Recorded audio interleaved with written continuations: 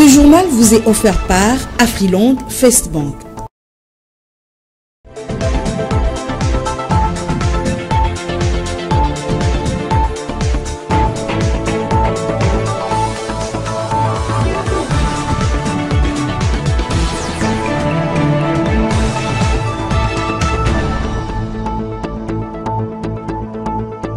Merci pour la fidélité que vous ne cessez de témoigner à la FM Télévision. Mesdames et messieurs, bonsoir et bienvenue dans cette grande édition du journal. Le chef de l'État a regagné Kinshasa après sa participation au sommet États-Unis d'Amérique-Afrique qui se tient à Luanda et pourra se clôturer demain mercredi 25 juin. Le forum placé sous les thèmes les voies de la prospérité, une vision commune du partenariat entre les USA et l'Afrique vise à renforcer le lien économique entre la RDC et l'Afrique tout entière ainsi que les États-Unis d'Amérique. Pour plus de précisions, suivez cet élément de Gustave Mpinganyai.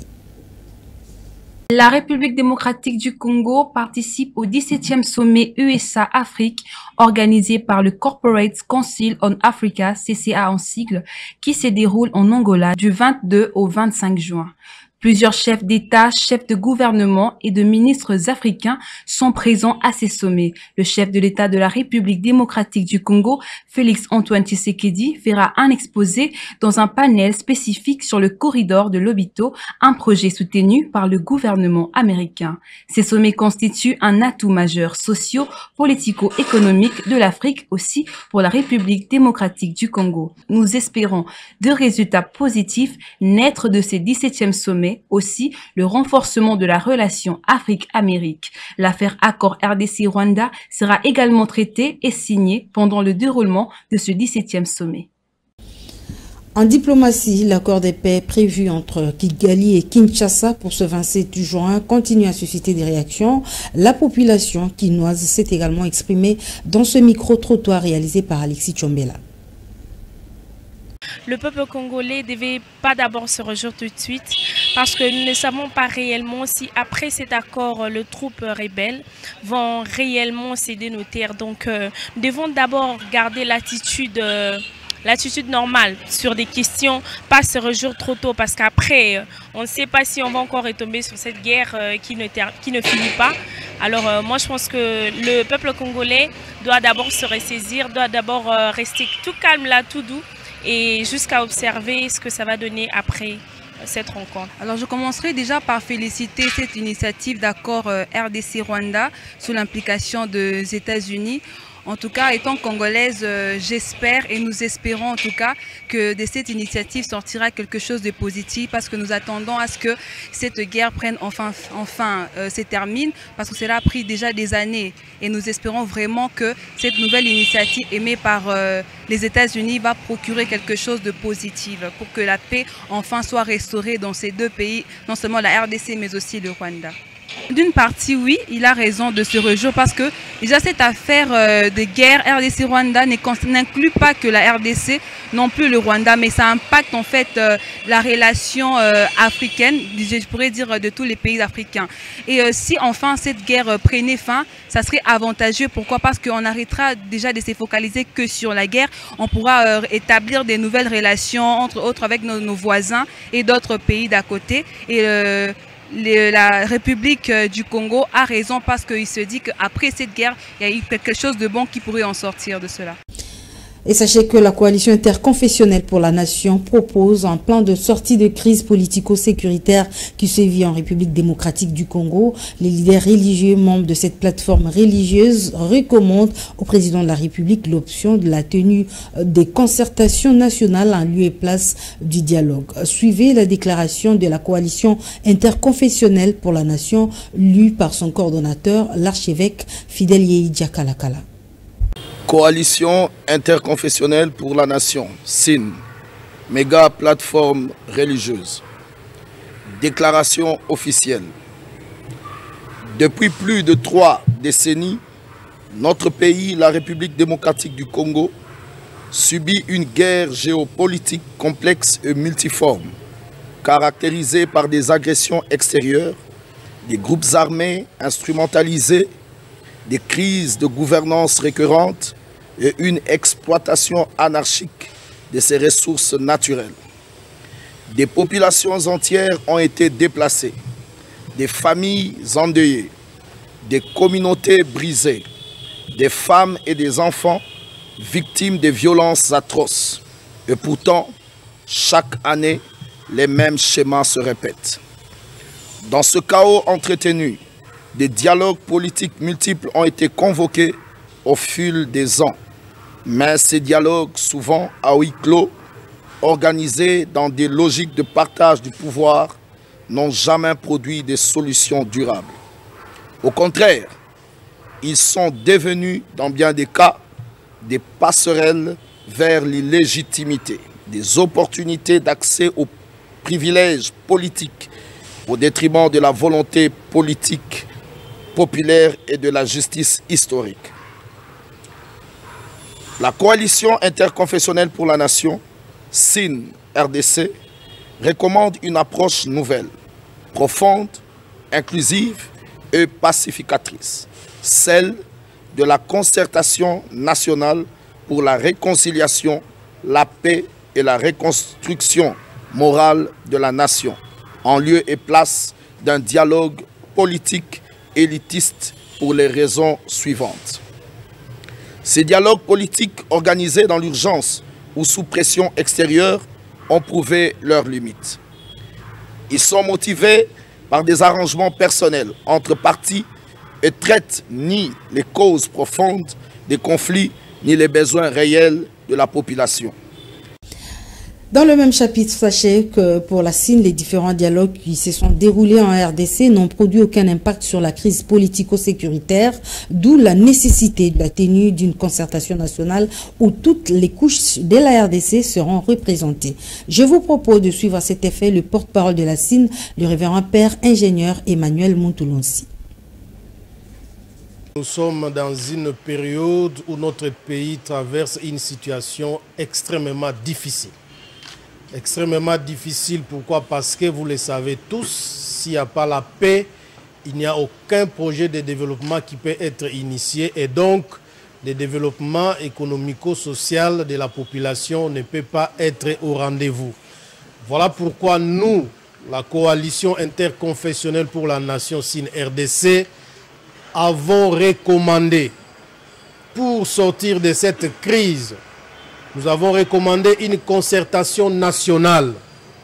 Parce que souvent nous constatons que les dialogues politiques sont convoqués, mais la population qui est réellement la victime de toutes les atrocités qui se vivent dans notre pays n'est pas du tout concernée. Voilà pourquoi nous avons amené une nouvelle approche, une approche nouvelle approfondie, d'une concertation nationale en lieu et place d'un dialogue politique. Les gens sont fatigués des dialogues. Les gens sont fatigués des dialogues parce qu'in fine, nous sommes toujours en train de vivre les mêmes histoires qui se répètent et qui se reproduisent. Voilà pourquoi nous, en tant qu'église au milieu du village, nous nous sommes mis debout et nous avons tendu la main à tout le monde. En commençant par celui qui a le bâton de commandement, parce que nous, l'église, savons que toute autorité vient de Dieu. Il y a un homme que Dieu a choisi en cette période qui préside à la destinée de notre pays, qui est son Excellence, le président Félix Tshisekedi. Et tous les Congolais, que ce soit nos frères et sœurs qui sont au nord-est de la République, ceux qui aujourd'hui ont pris les armes parce qu'ils sont des Congolais, ils ont des revendications qui peuvent être légitimes selon eux. Voilà pourquoi nous, l'église au milieu du village, nous nous sommes mis debout pour concilier tout le monde à travers une concertation. Parce qu'il faut écouter toutes les couches de la population et ramener les attentes et les desiderata de tout le monde auprès des décideurs pour tailler les chemins afin que la paix revienne. Voilà ce que le peuple peut attendre de nous. Nous n'amenons pas un dialogue politique comme à l'accoutumée pour se partager les pouvoirs. Nous amenons une concertation nationale où toutes les couches doivent s'exprimer pour étaler leurs attentes afin que ceux qui sont dans la politique puissent maintenant rassembler les attentes du peuple et produire les résultats qui vont amener la paix, la stabilité et ainsi nous pouvons maintenant tourner les regards vers le développement socio-économique de notre pays. Parlons du secteur routier. Les automobilistes sont conviés à se procurer un permis de conduire biométrique conformément au délai précisé par le gouvernorat de la ville de Kinshasa. Sinon, un contrôle sévère sera effectué sur les grandes artères de la capitale. Comment se déroulent les préparatifs de l'obtention de ce permis de conduire biométrique? Brunel Ikamba a fait une mini-enquête. C'est à travers un communiqué rendu public en début de mois de mars. Les vice-premiers ministres, ministres de Transport, Voies de Communication et Désenclavement Jean-Pierre Bemba avaient invité les requérants âgés d'au moins 18 ans à se rendre à la Commission nationale des délivrances des permis de conduire pour se procurer de cette pièce essentielle pour conduire en bonne et due forme. En République démocratique du Congo, particulièrement à Kinshasa, les permis de conduire sont souvent délivrés dans une opacité telle que le frais destiné aux services reconnus par l'État se volatilise. En avril dernier, un réseau mafieux constitué de 7 personnes a été démantelé et arrêté après une enquête qui avait révélé la falsification de permis de conduire, vignettes et cartes roses. D'après un document signé conjointement par le ministre de Transport et de la Justice, ces 7 personnes ont été immédiatement arrêtées et jugées. Rappelons que, lors du lancement de l'opération des délivrances des permis de conduire le 25 novembre 2024, Jean-Pierre Bemba avait mis en avant les innovations, notamment la réussite à des examens théoriques et pratiques par le requérant dans le but de réduire sensiblement la recrudescence des accidents et des incidents liés aux erreurs de conduite dues aux facteurs humains. Prenons la rubrique Carnet Santé avec Gloria Nkunda qui nous parle des bienfaits des échalotes communément appelées oignons rouges. Suivez.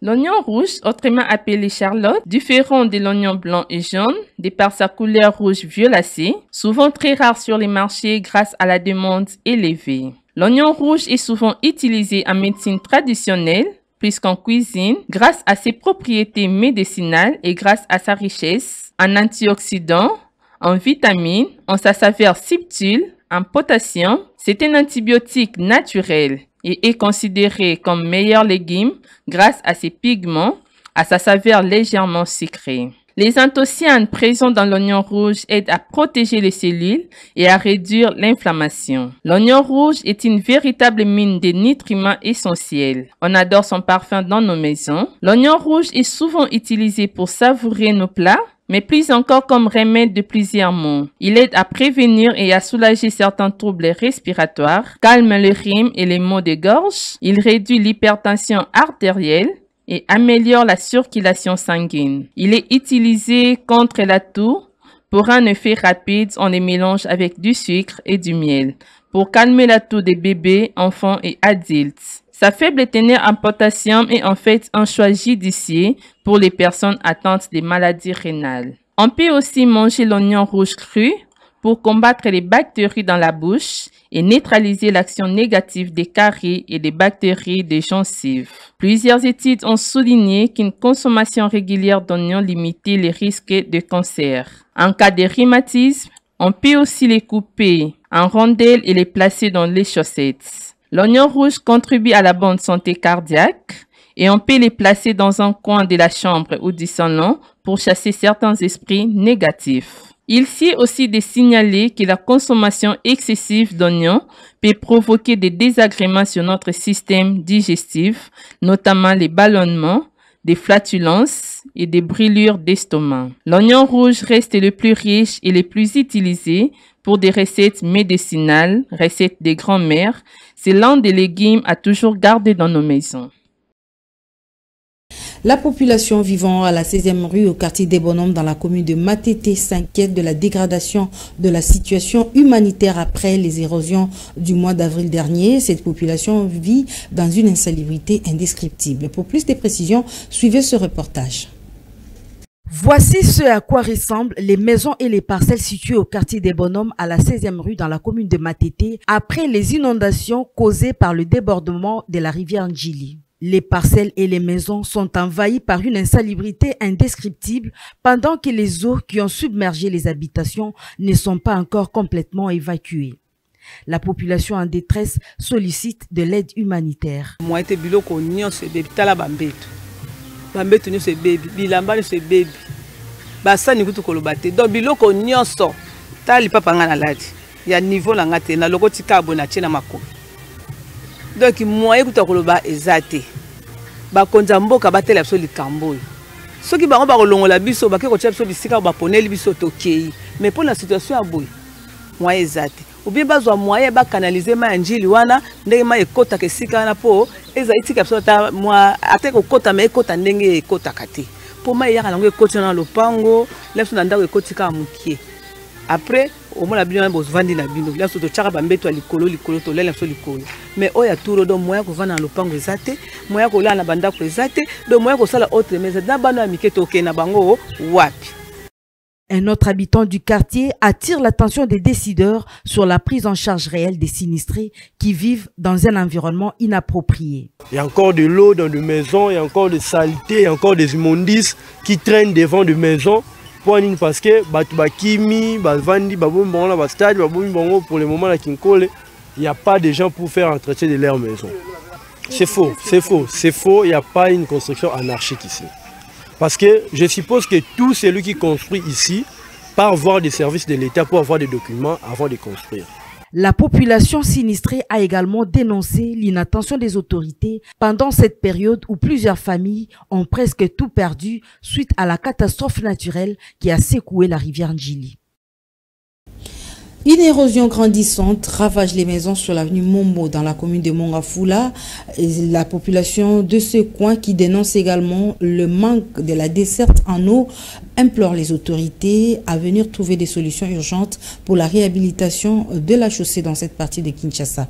Reportage Alexis Tchombela.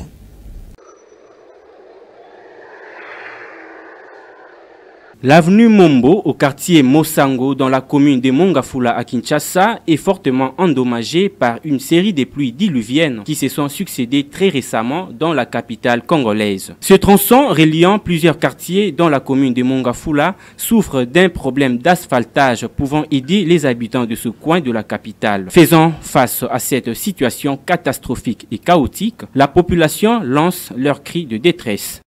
Awatande libulu nde ezosala biso a érosion ezosala biso toza na sans fil donc sans fil donc mabele ezobuka na ba érosion moyen te bakonza mboka batela biso likambo po tokosuka wapi ka nzela moko nde toyaka nde boye kaka nzela nde moko nde toyaka kaka boye tokenda matadi kibala ba place tobimaka ezaka na nzela oyo siko nzela oyo nyonso ezobukana ebukani moya kolekeza te soki mbula ebeti kutu bana bakomi kutu kobanga en plus basoda bakomokanga bato awa na butu kobotola idée ezalaka te kaka pasi na pasi koto eza makasi awa biso tokemba souffrance fort moto asonga biso aza te pasi na pasi bazomona yango bazoleka yango bazobeta biso kara bato mpango ezokende nyonso ezokende tozozwa eloko tozotelaka na 000 bongo te bazosepelame biso awa nde pasi pasi makasi pasi fort omoni so eloko tokosala te mikonzi kaka tosengamo mikonzi kaka basunga biso mpona érosion esalami place wana soki bongo te pepe bango kufaka chaque temps. Cela étant dit, les autorités sont donc priées d'agir en toute urgence avant que le pire arrive, car il n'est jamais tard pour mieux faire. L'avenue Forgeron, dans la commune de Limete, au quartier Funa, se trouve dans un état de délabrement très avancé. Les propriétaires des maisons situées dans ce coin, ainsi que les usagers de cette route, implorent les décideurs à réhabiliter cette chaussée. Pour plus de détails, suivez cet élément de votre rédaction.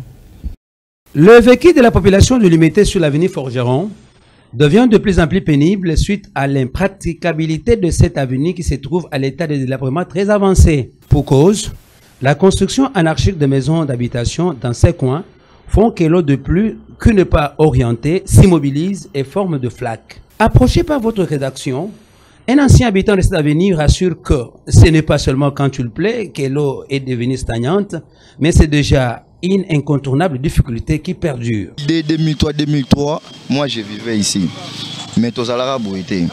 Alors likolo kaka na ebate pona nga lobango alwa bitonga tonga oyo nde komisa biso koto comment souffrir na mamwanzela. Isa toza prépare to congolais toza place to fandi et ça la kitoko.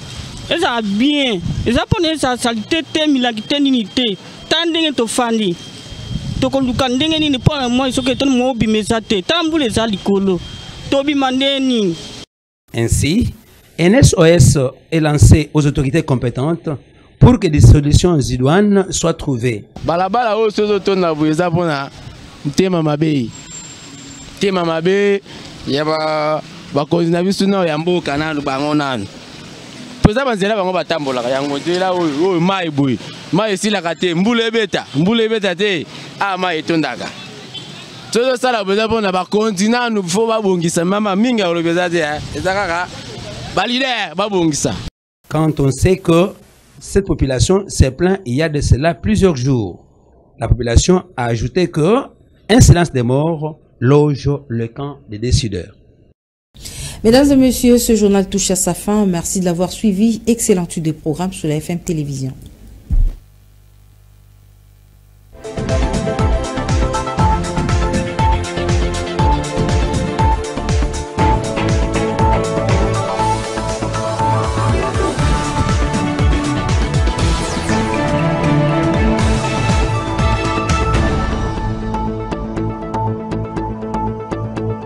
Ce journal vous a été offert par Afriland FaceBank.